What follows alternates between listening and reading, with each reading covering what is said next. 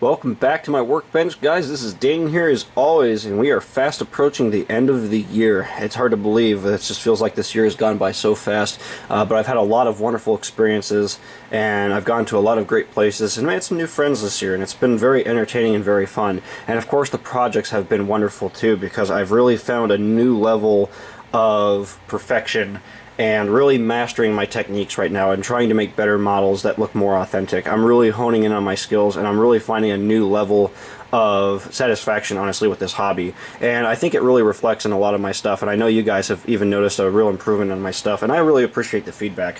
What I want to say real quick here, guys, is I'm posting this a little bit early. Normally I'd be posting towards the end of the year, and I was actually thinking like towards kind of after Christmas.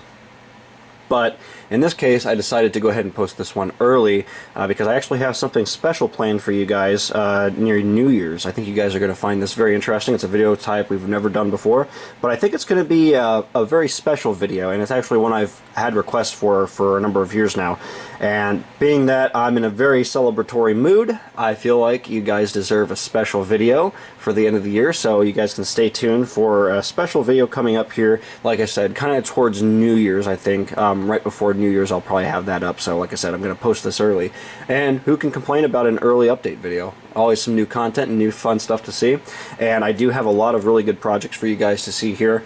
I've been staying busy with a number of projects, being tied up a little bit, trying to get some stuff done. As usual, I bought off more than I can chew. I end up getting stuck on stuff, but that's just kind of the price you pay with the level of detail and trying to be as accurate and authentic as possible.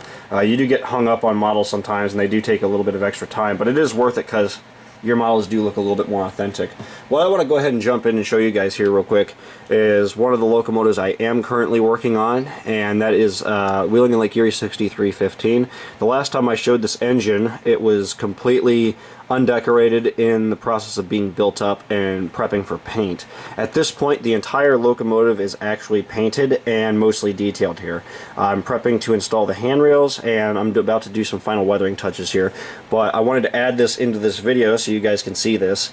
I'm hoping to have this video up next when it's completed, and then I'm going to have the extra special video for you, kind of an update of sorts, after this. So I'll show you guys this now. It's got the full cab interior, all the GMD features. This was a complete conversion from an EMD model to a GMD model, and with the Atherns it makes it a little bit easier. These are always fun to detail up. It's been quite a build so far. It's been a lot of fun, honestly, and I'm really looking forward to building some more engines, but I wanted to show this in this video to get started so you guys can also stay tuned for this. Just a little appetizer for what's to come, if you will. So the cars I have to show you today are all pretty heavy rust buckets or relatively dirty scrap cars, and some box cars too. And I want to go ahead and kick this video off with some hoppers, and we have quite a number of really nice cars to show you guys. This first one here that I have is an AEX. I believe this is a 4600. This is a former GTW car, and these are all in quick lime service now, but on my line I'm saying these are used in salt service, because I do love my rusty old salt cars. This car is a real challenge to do, and I've procrastinated, held back, and always kind of found a way of weaseling out of this project.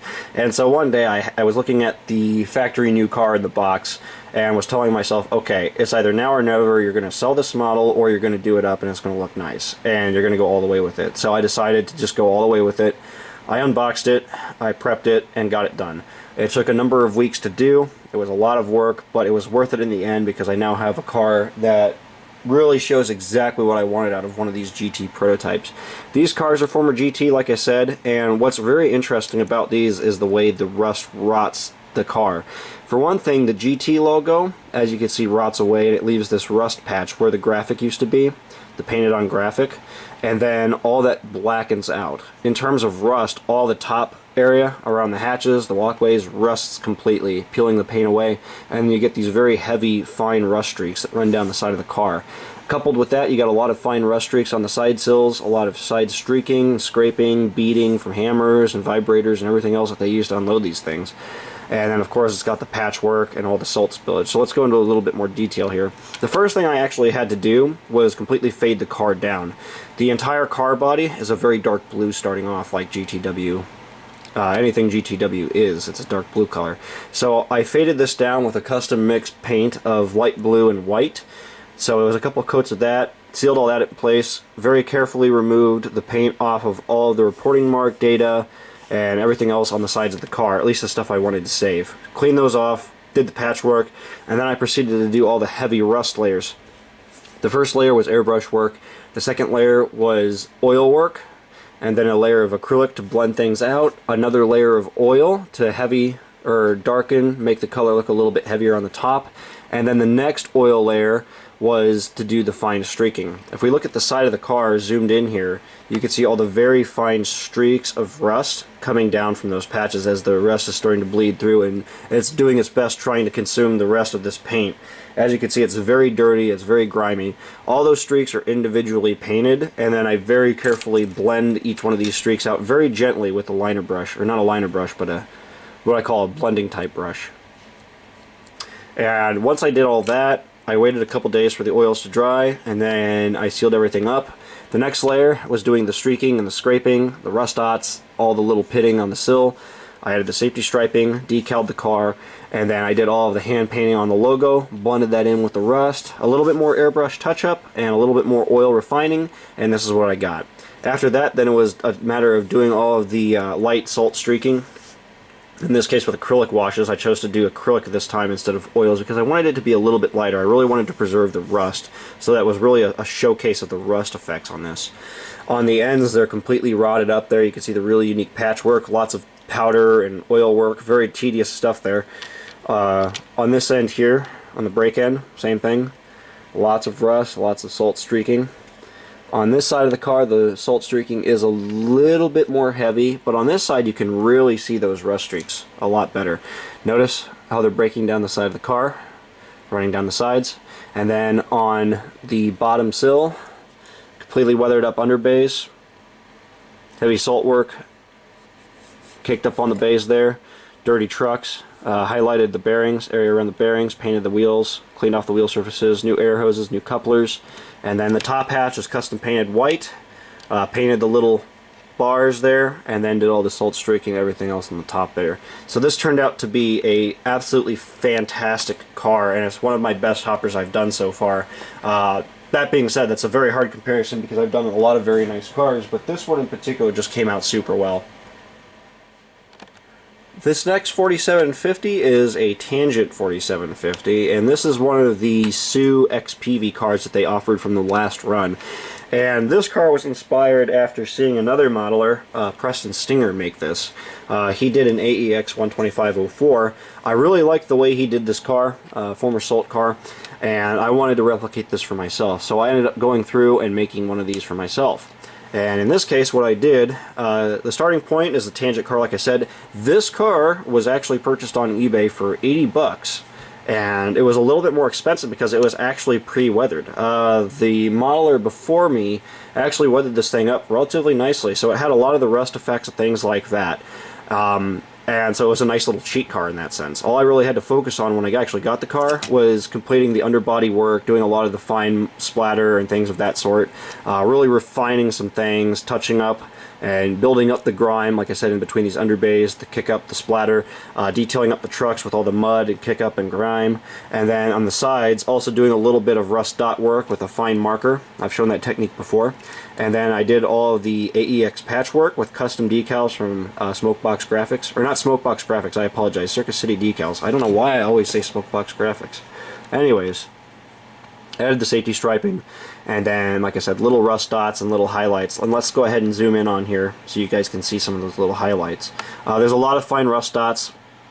Rust is starting to break. They're just little dots of corrosion.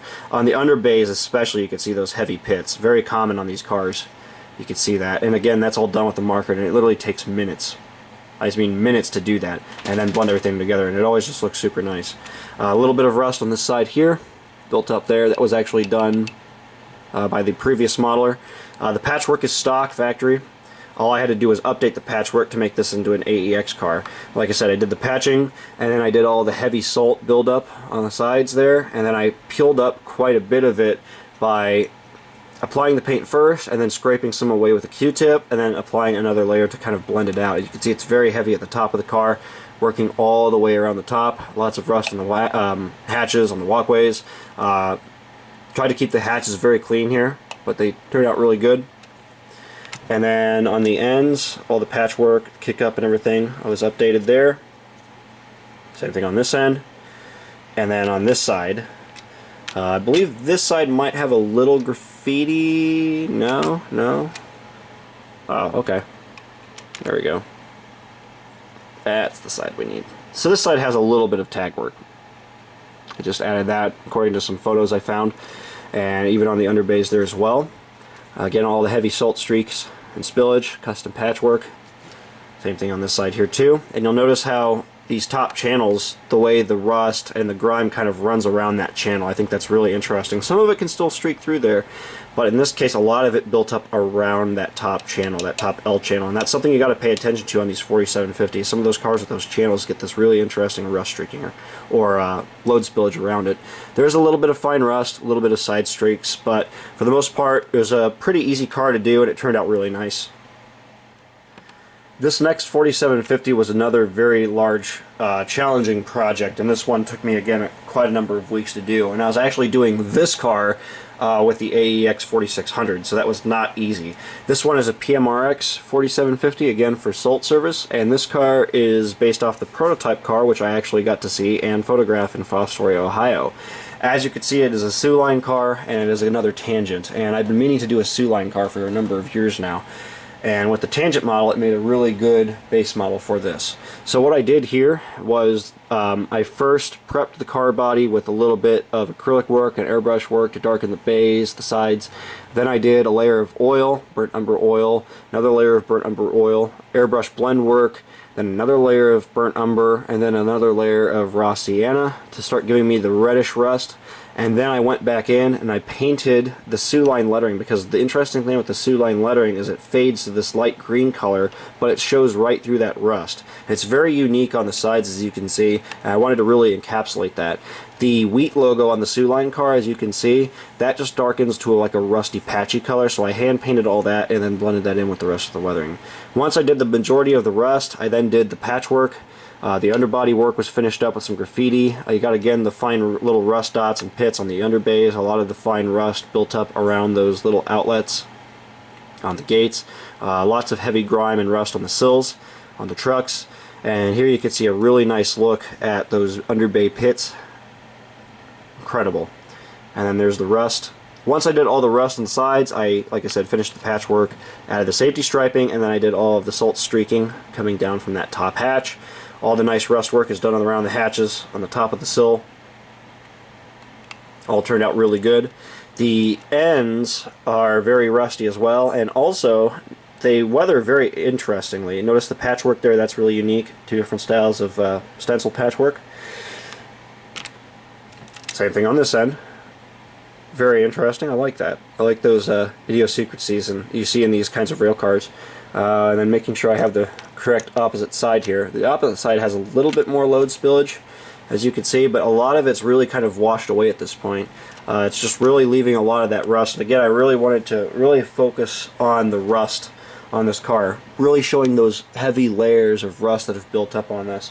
And all this is just done, like I said, with the oils, blending everything together. It just turns out really, really nice. And it is absolutely a gorgeous car, and I'm very proud of it for that reason. The Soo Line lettering in particular just really stands out.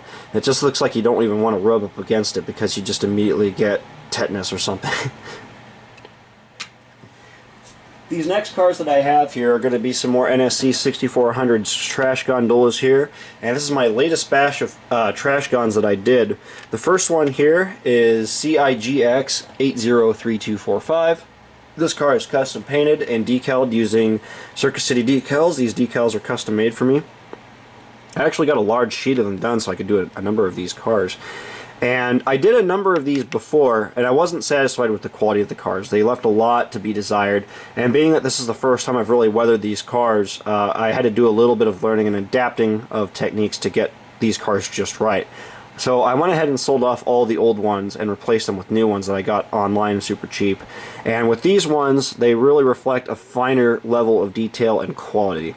And the first things I had to do, obviously other than custom painting, was then decaling. So I added all the custom decals. This one has the West Side Transload decals. Those are something you see on a lot of these cars. I added the layer of graffiti, and then I proceeded to start doing all of the rust work on the sides. Notice all the heavy streaking and pitting. This is all done with a fine tip Atlas 10-0 brush. Hand painted all these little scrapes and dings, and then I did a little bit of marker work to add some little dots. I did some black splatter effects with some oils and some powders to look like some load spillage and some garbage juices, I like to call it. A lot of splatter too, mud splatter and various things like that. There's a lot of side scrapes on these ribs and these panels, and again the graffiti, the custom decal work is all done. And on the ends here, you'll notice how the ends are really chewed up and dented up. That was something I did actually with heat techniques to try to bend these up a little bit. I thought that was really realistic, and that's something you see on these cars. These little sections on the ends get really chewed up, and I was trying to replicate that. That was something I haven't done before, but it turned out really good on this car. I just did that with a heat technique and actually a Dremel wheel. So there's all the rust. Like I said, you can see it's all hand painted individually. The top cord is done with a hand painting technique and a sponge technique. On the opposite side here, you got a little bit more graffiti with the iconic RB Bobby graffiti. He's all over these cars, and this is an older piece with the Drugs Kill or Drug Skill, whatever you want to say. In this case, he's got all the graffiti there, all the rust and everything is blended over that. New safety striping is applied, and all the graffiti is there on the ends as well. Lots of grime and kick up and mud splatter and garbage juice all over the trucks on the ends. They're very nicely done with the custom patching. And being that I modeled these as backdated early production 6400s, I used the Otter Valley car. The Otter Valley car is the later production 6400 where it has this end plate that goes all the way to the top cord. So I had to cut and modify the ends here and also change out the side ladders to basically represent an earlier car. I did all the underbody work as well, grind that up, again lots of load spillage, and then I modeled the custom C&D load, which is real C&D mixed with some scrap materials from my personal buildup of scrap from all my various projects and hobbies. It's a lot of brick material, scrap metal, eggshells, decal film and paper, styrene scrap, tape scrap, you name it. The second 6400 I did was very much done the same process as the first car. This one was done with a lot of different oil and acrylic techniques to model the rust on the sides. And if we bring in this car into frame here, you can see the number. It is CIGX803205. This one has a little bit simpler graffiti. Not all of these have a lot of graffiti. Some of them just have scribble, some don't have graffiti at all, and then others have a lot of graffiti. It just kind of depends. But just like before, I had to modify the ends and the sides to represent an early 6400. I beat up the ends a little bit, and then I also proceeded to do all of the decal work, paint work, weathering work. All that was done slowly over time. Lots of fine brush techniques on the sides to replicate all that grime work. You got all the kick up, mud splatter, and dirt and grime just spewing all over the sides of this car. Lots of heavy grime on the underbody there. And on the opposite side, we have the same thing. You can see all the very fine rust work, all the dents and dings and scrapes. There's the Drugs Kill at the bottom again on those ribs. Lots of side scrapes on the ribs again. All hand done with the different brush techniques. I find a scruffy older brush like this really does wonders to model a lot of those fine scrapes. It does a really nice job, especially with some burnt umber oil. And that's what I did with a lot of these techniques. So there's a lot of that rust streaking, a lot of that pitting, and it's all very carefully blended together with a brush just like this, dipped in thinner, streak it down just to blend that oil out and diffuse it just a little bit. You don't want to destroy these lines, it's just a light diffusing technique.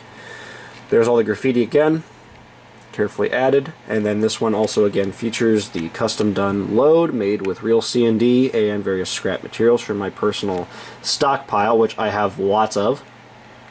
I never run out of material. That's the good thing here. I can make these cars for years and years and years and still never run out. I mean, as long as I'm doing projects and builds, then I'll be fine, but if I wasn't, then I would run out.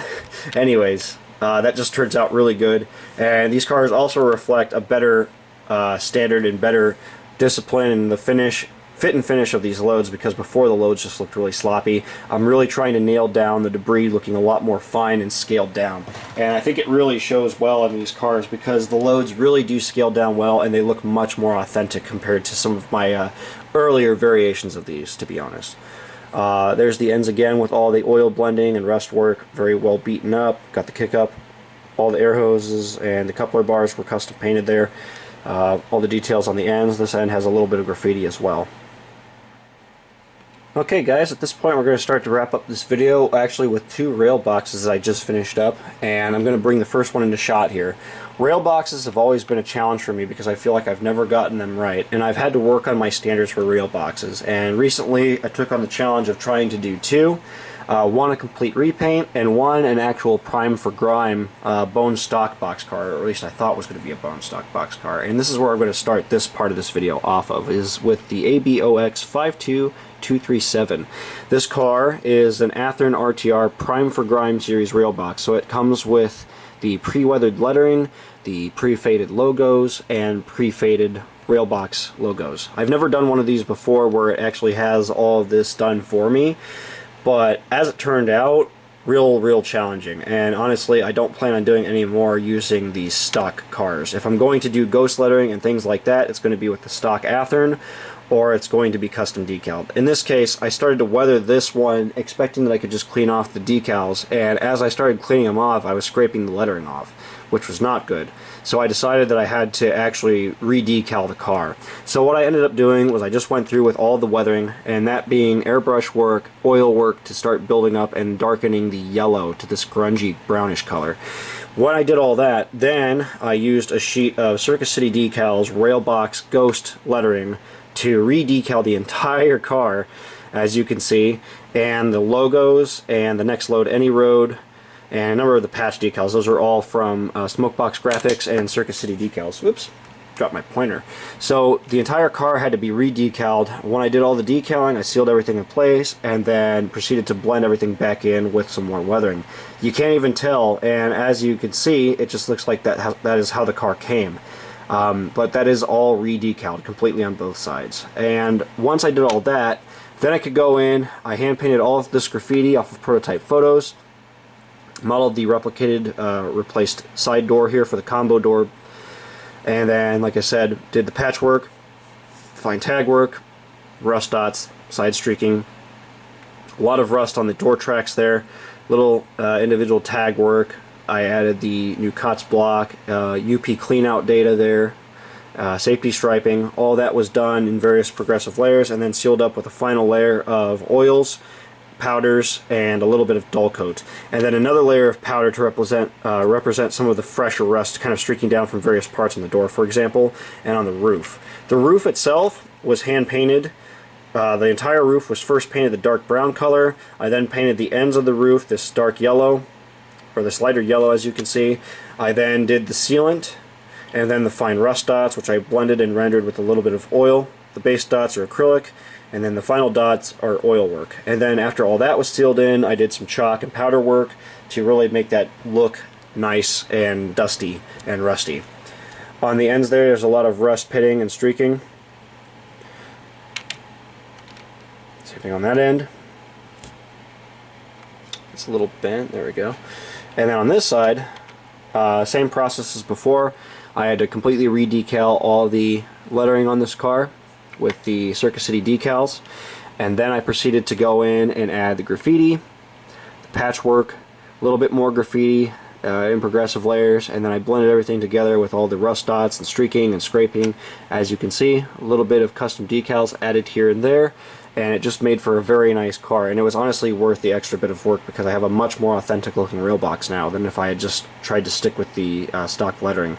It looks a lot more authentic, it looks a lot more realistic. I really like the patchwork, the safety striping. Grimed up the trucks, added the kick-up in mud and dust work. Nice dusty, grimy door with a little bit of graffiti, as you can see. This one just turned out super nice, and I'm very happy with it. So again, a lot of new standards were practiced on this particular car, and that made me brave enough to attempt the second car, which I'm going to show you now. Now enter in the second Railbox. This is a complete repaint. I custom painted this car, and then I grimed it up and then I did the new Railbox lettering, ghost lettering. This is all done from Circus City decals, as you can see.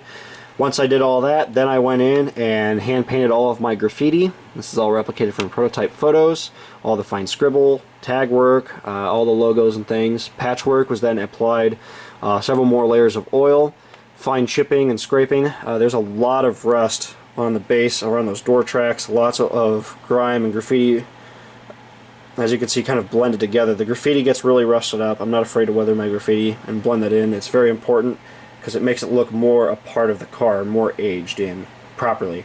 There's the ghost lettering, all the graffiti on the door, all the graffiti on this end here with the new patchwork.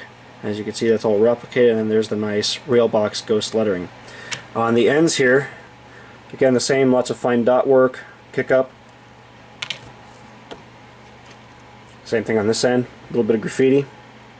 And then on this side, we have mostly the same thing. Slight difference in patchwork here on this side. I like that variation. It shows that this was patched at various different points.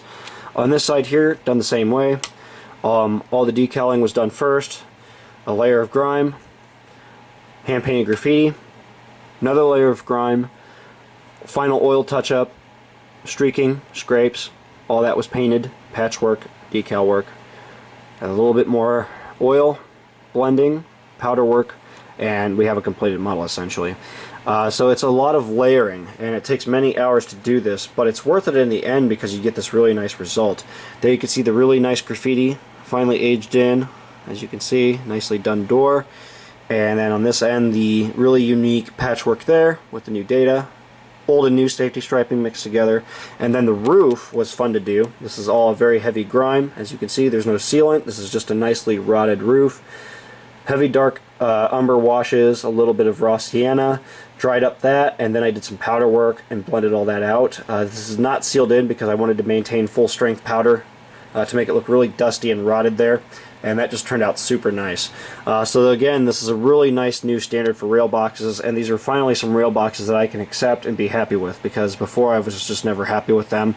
All this being said, I'm going to go with this option here where I can just do my own decals from now on, because trying to work with the prime for grime rail boxes and making the lettering look right, it's just too much work, and it's honestly just easier at that point to just take pains with the finish, re-decal the entire car, and then just do it the right way. It makes it so much easier. But I hope that this really shows that I'm trying to make better models right now, and I know it's a lot of work, but it's worth it in the end when you get cars like this, because you get something that just looks like they should be sitting on a siding somewhere or running on a real freight train out there somewhere. And I plan on doing more of these. I got plenty more rail box projects planned. I got ones that I want to do different doors on too, because a lot of these get replacement doors, especially on the Intermountain style car, the what is it, the 5277 or 5377, I forget what type car that is. But anyways, that's going to pretty much wrap up this video, guys, and tie everything together. And I want to say Merry Christmas, guys. I hope that you have a wonderful holiday season, and I hope that you get to spend it with your family, friends, and really be able to enjoy this wonderful season. And hey, maybe even get some new trains for yourself. Christmas presents, right? I'm always looking for more trains, so you know, if you guys want to send me some Christmas presents, that'd be awesome too. No, I'm joking. I'm completely joking. Seriously though, have a great Christmas, guys. I appreciate you watching this, and stay tuned for my upcoming video on the Wheeling Lake Erie 6315, and also a very special video for New Year's. Thank you for watching, guys. Subscribe here on YouTube for more, and we'll see you in the next one. Take it easy.